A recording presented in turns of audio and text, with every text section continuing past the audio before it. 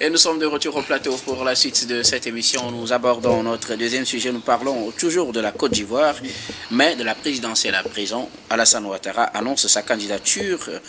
Le président Alassane Ouattara a déclaré ce mardi, après mûre réflexion et en toute conscience, je vous annonce aujourd'hui que j'ai décidé d'être candidat à l'élection présidentielle du 25 octobre 2025. Phrase phare de sa prise de parole ce mardi, le président ivoirien a annoncé officiellement sa candidature à l'élection présidentielle prochaine, une candidature dont nous avions longtemps débattu. Ici, qui se confirme aujourd'hui. Pasteur, je viendrai vous prenez votre mal en patience. Je disais qu'il fallait attendre l'annonce officielle pour pouvoir en parler. Et je commence par vous. Credo Tété, Alassane Ouattara est officiellement, ou du moins ça a annoncé officiellement sa candidature à la prochaine présidentielle dans son pays. Oui, me concernant, ce n'est pas une surprise parce que sur ce plateau, nous l'avions posé comme hypothèse parce que en lisant entre les lignes, donc c'était clair que le président sortant Alassane Ouattara n'allait pas se laisser faire. Ce n'est pas pour rien qu'il y a eu des péripéties dans le schéma politique ivoirien.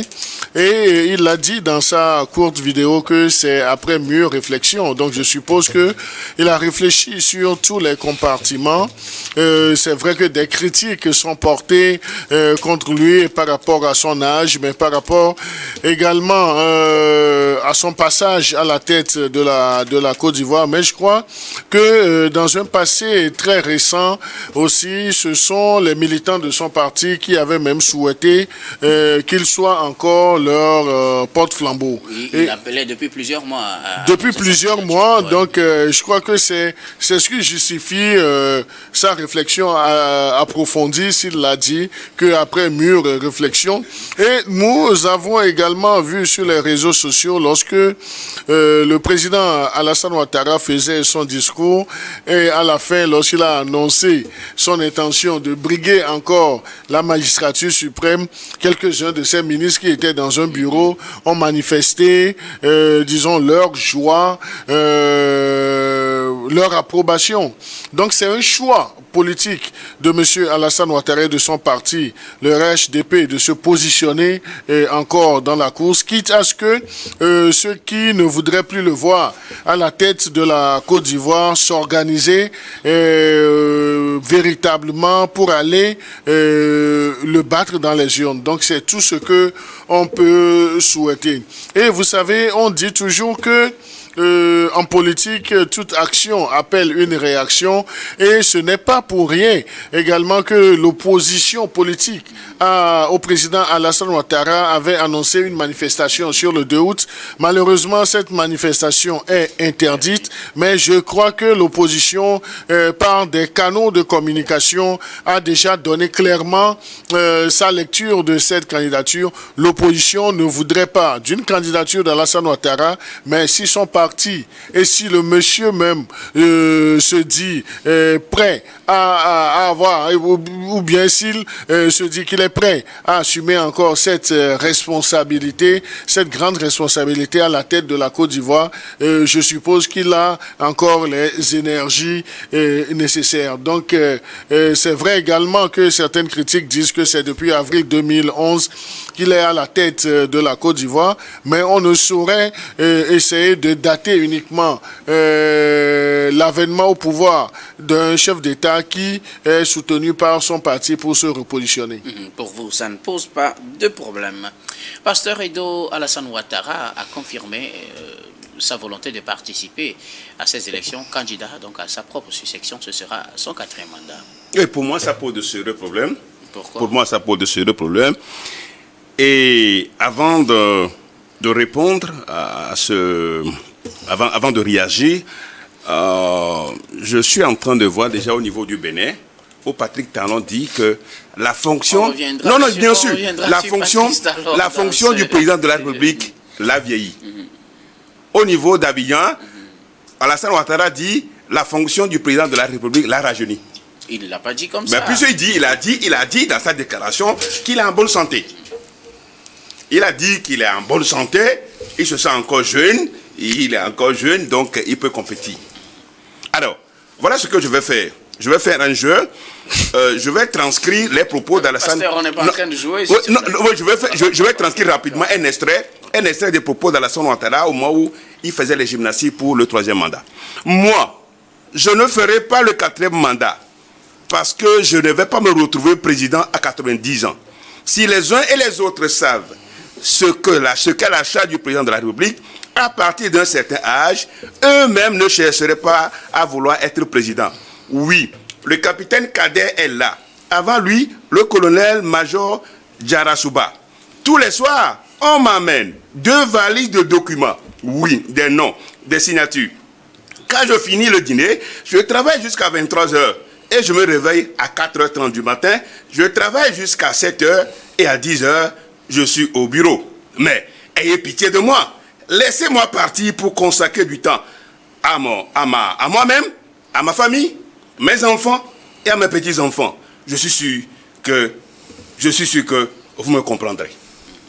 Voilà les propos, voilà l'extrait des propos d'Alassane Ouattara. 5 ans après... C'était en 2020. 5 ans après, il est encore candidat. Et il se dit être encore prêt. C'est dommage. Pour l'amour de la patrie. Pour l'amour de la patrie. Et de surcroît, il dit que la Côte d'Ivoire est aujourd'hui en proie à des défis sécuritaires. Donc ce qui veut dire qu'autrement, à part Alassane Ouattara, personne ne pourra assurer la sécurité de la Côte d'Ivoire. Ça c'est ça. Ou bien, quand il ne sera plus là, donc la Côte d'Ivoire va disparaître. C'est l'impression que j'ai, si on parle comme ça. Je crois quand même qu'aujourd'hui, le président Alassane Ouattara et Paul Biya, qui sont déjà dans l'âge de Paul Biya a 90 ans, lui, je crois qu'il a 83 ans. Je crois quand même que les raisons en politique, il faut avoir raison gardée. Parce qu'aujourd'hui, lui, Alassane Ouattara, il a tout donné déjà à la Côte d'Ivoire. Et sa vision de transmission générationnelle a daté depuis 2020, au moment où il choisissait Gon Coulibaly. Malheureusement, je ne sais pas heureusement, mais malheureusement, Gon Coulibaly est parti. Et je crois que c'est ce qui a justifié sa nouvelle candidature pour le 3e mandat. Aujourd'hui, il fait 4 mandats. Alors, il a annoncé juste sa candidature qui sera validée. Et cette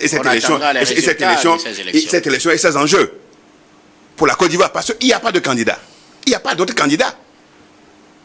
Gbagbo n'est pas là. Blégoudé n'est pas là. Soro n'est pas là. Thiam n'est pas là.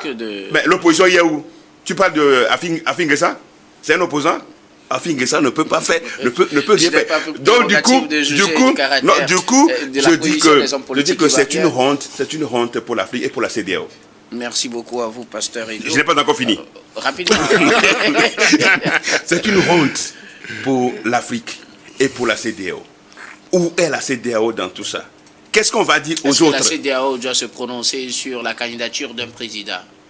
Mais vous savez, il y a un problème parce que il y a les médecins assermentés souvent, les médecins assermentés. Je me rappelle en 2020, je voulais être candidat pour les élections présidentielles, donc j'ai été devant les médecins assermentés. Les 3 médecins? Les 3 médecins assermentés au Togo, bien sûr. Mais ces médecins assermentés qui justifient aujourd'hui, à 83 ans, la capacité d'Alassane Ouattara à être encore candidat, je crois qu'il y a un problème. Il y a un problème à 83 ans. Parce qu'on perd le réflexe. On perd le réflexe. C'est vraiment, ça fait mal.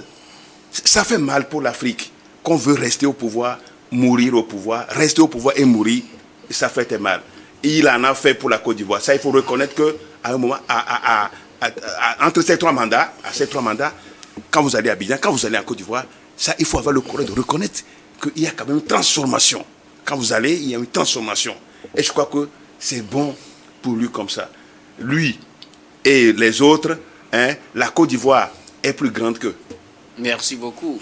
Pasteur, j'espère que maintenant vous en avez fini. Je reviendrai en tout cas pour un deuxième tour. Robert Kossiga, à côté, le président Alassane Ouattara sera candidat à sa propre suisse question.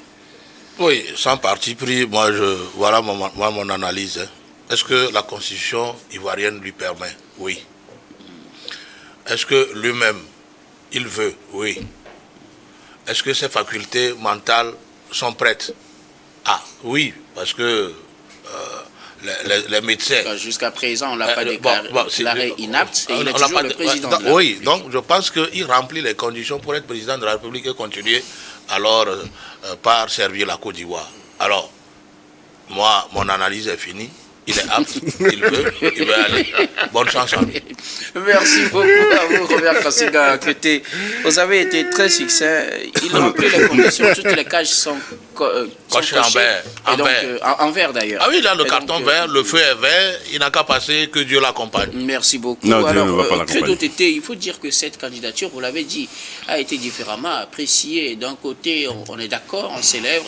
Et d'un autre côté, on sent déjà une certaine opposition qui s'organise et qui veut manifester contre cette candidature, une certaine classe de l'opposition ou certains manifestants qui ne veulent pas entendre parler d'une quatrième candidature d'Alassane Ouattara au Côte d'Ivoire. Oui, je dirais que c'est normal et c'est le rôle de l'opposition. Donc c'est de s'opposer à ce qui ne l'arrangerait pas. Et l'opposition aujourd'hui ivoirienne aurait également peur de Alassane Ouattara comme candidat. Donc là, en toute logique, cette opposition ne voudrait pas. Mais lorsque on va poser réellement le problème, moi, je serais plus à l'aise de voir un certain Laurent Gbagbo aussi compétir. Donc je nous pose la question aussi, si la candidature de M. Laurent Gbagbo était validée, est-ce qu'on serait là à discuter de celle d'Alassane Ouattara par rapport à son âge? Et vous permettez que je fasse un crochet pour nuancer. Pas pour dénoncer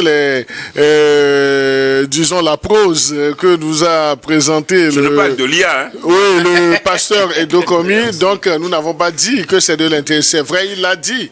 Mais lorsqu'il fait cette déclaration et dans sa vidéo, il nous dit après mûre réflexion, donc c'est que il a analysé les propos, ou bien il aurait analysé très bien même les propos qu'il avait tenus en 2020. C'est pourquoi il parle de réflexion assez mûre.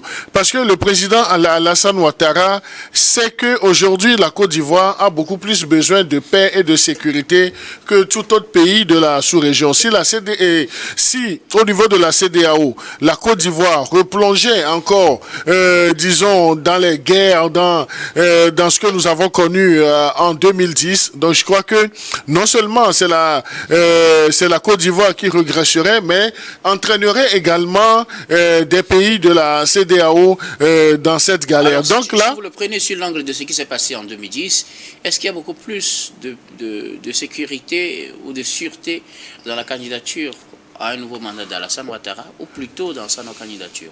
non, mais moi, je suis prompt à dire que, en fait, pour les questions de sécurité et de paix... Et pas candidat, lequel calmerait beaucoup plus la Côte d'Ivoire, selon vous? Non, je dirais que les deux, parce que c'est Alassane Ouattara qui jugerait de ses potentialités à briguer encore une magistrature. Un Alassane Ouattara qui ne serait plus candidat, ou bien qui n'aurait plus cette envie de se positionner, est-ce qu'on peut dire ipso facto que cela engendrerait la sécurité totale en Côte d'Ivoire? Non. Parce que le problème de la Côte d'Ivoire est assez profond et le problème de la Côte d'Ivoire ne se résumerait pas seulement à la personne d'Alassane Ouattara. Ce sont tous les acteurs politiques, ils ont leurs responsabilités. Il y a d'autres qui ne sont plus dans le monde des vivants. Tout à l'heure, en toute liberté, le pasteur s'est posé une question. Est-ce que Afi N'Guessan est un opposant ou bien est un homme politique? Ça, c'est de son plein droit. Mais ce que nous reconnaissons dans l'histoire politique de la Côte d'Ivoire, c'est que il faut prendre les choses avec des gants. Ce n'est pas parce que Alassane Ouattara dit « Je me repositionne pour un quatrième mandat avec 83 ans d'âge » que c'est le déluge sur la Côte d'Ivoire. Quitte à ce que l'opposition s'organise et positionne quelqu'un et unisse leur voix pour le battre dans les urnes. Parce que actuellement ou bien aujourd'hui, l'opposition ivoirienne ne peut pas empêcher une candidature d'Alassane Ouattara. Il ne faut pas qu'on se leurre. La candidature de M. Ouattara, le président sortant, va prospérer. Maintenant, une chose est d'être candidat, mais une chose chose est d'arriver à remporter les élections. Donc, si l'opposition est amorphe, si l'opposition veut perdre son temps sur la candidature ou non de M. Alassane Ouattara, ne pas travailler l'opinion, les électeurs pour engranger des voix, donc au soir du 25 octobre, ils n'auront que leurs yeux encore pour pleurer. Donc, il ne s'agit pas de jeter de l'anathème sur un candidat ou un autre, mais de dire l'essentiel, quel que soit l'âge ou bien quelle que soit l'intention de la personne, si on voudrait ne plus voir cette personne à la magistrature suprême, l'idéal, et puis le raccourci, c'est de s'organiser pour le battre dans les urnes. Merci beaucoup à vous. Credo, oui, pasteur, vous voulez réagir? Non, je suis désolé que quand Pedro parle, il parle ainsi. Quand Credo parle ainsi. Vous savez que dans la plupart des pays francophones, organiser les élections, c'est de les remporter quoi, vaille que vaille. Exception sénégalaise ou peut-être béninoise. Non, je suis content que tu aies parlé d'exception. Et l'exception là est en train d'harmoniser ce que tu es en train de dire. Quand un pouvoir d'Alassane Ouattara, avec qui a la manette, avec tout, avec tous les éléments qui organisent les élections, en tout cas, à moins que, sauf un cataclysme. Non, mais dans le cas sénégalais, Macky Sall avait également les manettes du pouvoir. Oui, et les manettes même de l'organe d'organisation même des élections. Non, mais l'exception là, c'est l'exception justement qui confirme la règle. Puisque par le passé, on a déjà eu, en 2020, on a vu les résultats des élections, on sait comment les choses sont passées en Côte d'Ivoire et comment ça s'est passé depuis 2010, on sait. Et donc, il est toujours dans cette dynamique. Donc, aujourd'hui, quand même, je crois que nous devons apprendre quand même à accepter les valeurs, c'est-à-dire apporter des valeurs. Quand quelqu'un, un dirigeant d'un pays dit « je ne ferai pas le 4e mandat », et aujourd'hui, il est candidat pour ce 4e mandat, avec quand même l'honnêteté pour d'abord dire que ce n'est pas normal pour un dirigeant quand même. Dites au moins cela sur ce plateau, qu'il a dit qu'il ne fera pas le 4e mandat. C'est lui-même qui l'a dit. Non, il avait dit dans un contexte particulier. Quel est ce contexte? Et lorsque nous parlons de valeurs, ne pensez-vous pas que la tolérance... Non, lorsque nous parlons de valeurs ou de principes, ne pensez-vous pas que la tolérance est une valeur également qu'il faut qu'on se partage? Quelle tolérance? Non, mais la tolérance est également une... Tolérer sa candidature. Je le tolère parce qu'il avait dit qu'il n'allait pas faire le 4e. Il le fait. Non, s'il l'avait dit. Donc en 2020, le monsieur a dit, je ne vais plus me représenter. 5 ans plus tard, le monsieur dit, après mûre réflexion, où est le problème? Où est la tolérance? Un homme est lié par sa parole. Non, mais un homme est lié par sa parole. Et l'homme, la définition de l'homme, c'est également la réflexion. Si le monsieur dit aujourd'hui, non, ce que je voudrais, vous avez des enfants éduqués. Ce que je voudrais te faire comprendre. Je crois que c'est anormal. Non, le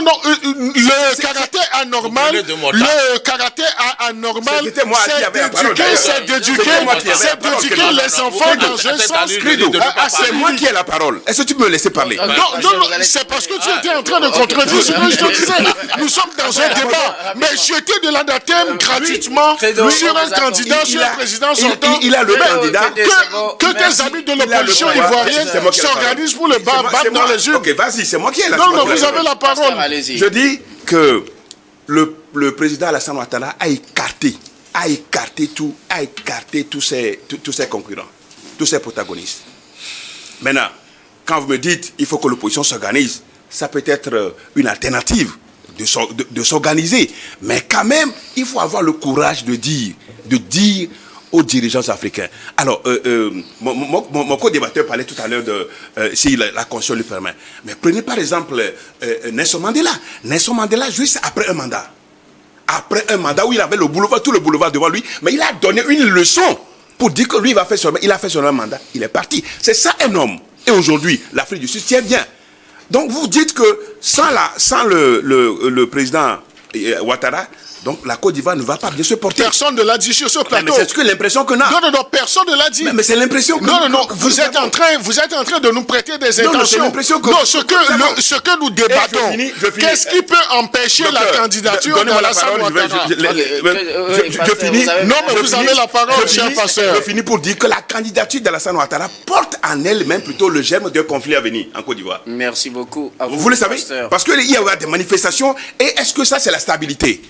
Il aurait été plus sage en renonçant à sa candidature pour permettre à la jeunesse, comme il a dit, mais il a remis encore comment on l'appelle, l'avenir transitionnel, la transmission transitionnelle de ce pouvoir en 2030. Non, mais je crois que sur ce sujet, vous m'excusez, sur ce sujet, le président Alassane Ouattara ne serait pas le seul fautif. Qu'est-ce qu'on dirait d'une non-candidature volontaire de M. Gbagbo? Je pense que, mes deux frères, calmez-vous. Vous n'êtes pas candidat aux élections en Côte d'Ivoire, calmez-vous.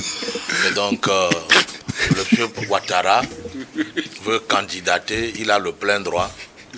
Il a tripatouillé la Constitution. Il a tripatouillé la Constitution. Quand vous parlez, j'ai respecté la règle de ce plateau. Nous ne sommes pas candidats. Voilà. Donc, moi, j'ai dit une chose. Vous savez, c'est l'opposition qui a donné cette envie au président Ouattara de se représenter. Quand la Côte d'Ivoire représente 40% de l'UEMOA, quand Gbagbo se targue de dire que lui, président, il va rentrer dans l'AES, je pense quand même que Ouattara, qui fut président de la BCEAO, oui, c'est président, non? Président de la BCEAO, gouverneur de la BCEAO, quelqu'un qui a travaillé à consolider le franc CFA, je pense quand même que cette déclaration peut lui donner envie de continuer afin de mourir au pouvoir. Non, de régler le problème de la monnaie, de franc CFA. Vous savez, Ouattara n'a jamais caché son envie que le CFA continue pas à prospérer en Afrique. Oui, un pillon de la France, alors, naturellement, il n'y a pas de problème. Oubliez cette affaire de tu le France. sais bien. Non, oubliez cette affaire de France. Quand vous parlez, je n'ai pas parlé. Donnez-moi aussi Nous ne sommes pas candidats. Donc, c'est l'opposition qui a donné envie au président Ouattara de continuer par gouverner la Côte d'Ivoire afin de créer une stabilité, non seulement pour la Côte d'Ivoire, mais pour la zone aussi ouest-africaine, surtout sur le plan économique. Merci beaucoup Voilà. à vous tous pour vos contributions. Nous allons marquer la pause pour le journal, puis on reviendra tout à l'heure pour la suite de cette émission.